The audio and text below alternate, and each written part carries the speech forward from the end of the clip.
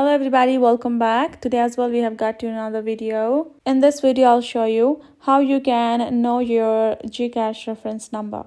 But before that, please do make sure to like our video, subscribe our channel, and yes, without any further delay, let's get started. So for that, simply go ahead, open up your GCash app. As soon as you open up, make sure you're signed in as well.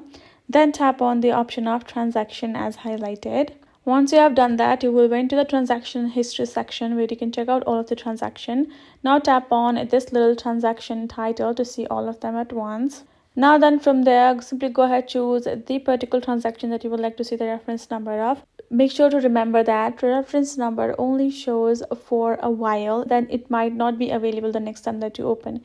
So as soon as you run the transaction, make sure to check it out. Then once you have tapped on it, you should be able to find this kind of interface. You can see transaction details, your date and time is there, amount is there, and the reference number is at the bottom as well available. Tap on OK. You can copy it if you would like. Otherwise, that is basically it. That's how you can check it out. Hope this video helped you all. Thank you so much for watching.